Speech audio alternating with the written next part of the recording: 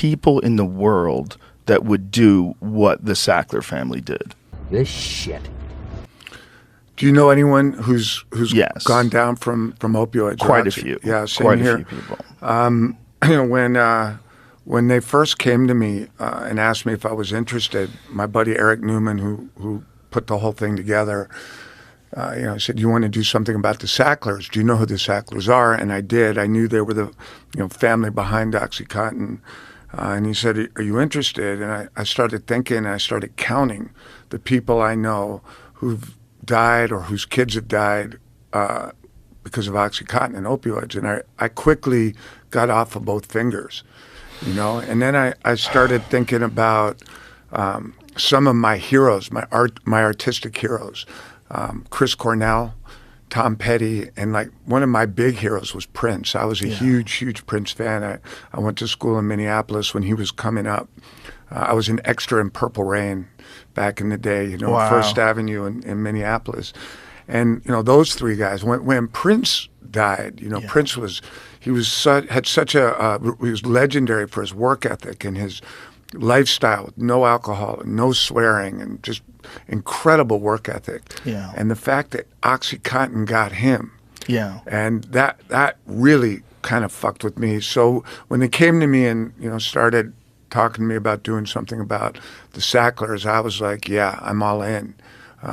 And the more I dug into it, and the more experts and writers who have been covering this epidemic for so long, the more I learned. I'm not necessarily the biggest conspiracy guy of all time. I'll if the proof's there, I'm down. But the more I learned about the Sacklers and how they maneuvered what is essentially just heroin in like a little M&M pill, how they were so artful and so good at manipulating the system. I was shocked, and I was all in on Painkiller. Well, I'm glad you were all in because people need to know this story, and a lot of people aren't going to watch a documentary, and they're not going to read about it. This is a very entertaining show that shows accurately how this went down, and there's a moment, and I don't want to give too much away, but there's this one moment where this ethical doctor confronts this sales girl, and that's a very, very, very powerful moment. Yeah. Because the ethical doctor who knows everything about opiates is essentially explaining to this very young girl, who's just a beautiful sales girl, that you're selling heroin. This is heroin. It's indistinguishable to the body. It's heroin. It's just you're calling it a different thing. And this idea that it's only 1% of the people have problems with it those numbers are all lies. They're always lies. They lie about how many people died. They lie about how many people get addicted. It's all a lie. And if they can keep lying and not face any repercussions, they'll keep lying because they almost have an obligation to their shareholders to do that. Yeah, and in this case, they didn't even have shareholders. It was a private company. Richard Sackler and his uncles were making all the money. They completely lied. I mean, they were doctors, and they knew how powerful the opioid dosage was. They knew they would. And what else is crazy is they knew that if they just kept, they would make so much more money by what they call titrating up. Right, so we put you on 10 milligrams of Oxycontin because you blew out your back in the gym, and it works for a bit, and then when it doesn't, we're like, oh well, we gotta kick you up. Yeah. So let's put you on 20, and then let's put you on 40, and they got up to 85 milligram Oxycontins. They called them Oxycoffins. That was in the word on the street, and these reps, these cute little reps, these pretty little college graduates who were just looking to make some money, were paid bonuses based on the amount of milligrams in the pill. So that I'm trying to convince you, if I'm a rep and you're a doctor, just to kick it up, doc, prescribe 20 or 40 or 85 milligrams, and everybody will make some more money. And that was the game that the Sacklers were playing.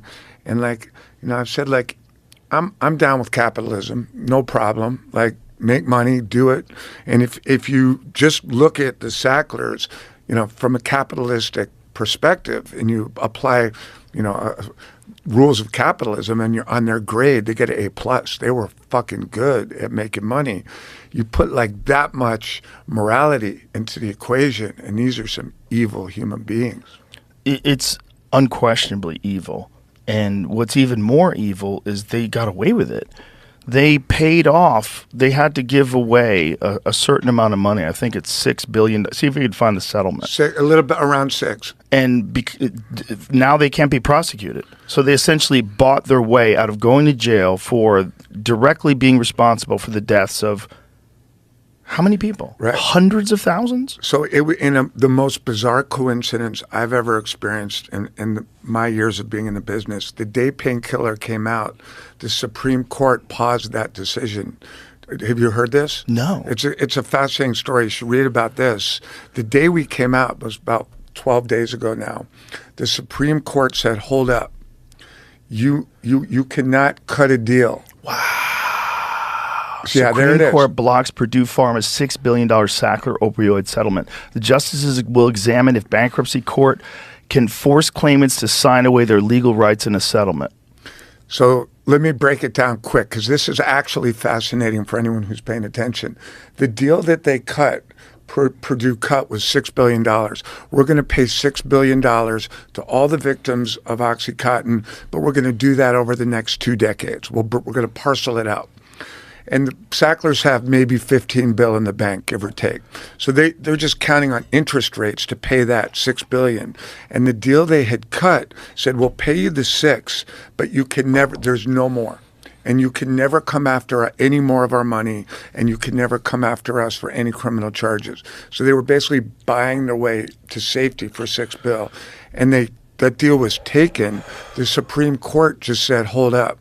Not so fast. We're not going to accept that deal. You may have to pay more, and we may go after you. So now the potential for them to face true bankruptcy and maybe more is on the table. How accurate do we know, like some of the, I know this is a docudrama, right? Mm-hmm. Is that how you would describe it? Sure. Or based on real life events. Yes. But some of the things that Sackler said, in both the older Sackler and the younger Sackler, Richard and what was his dad's name? Arthur.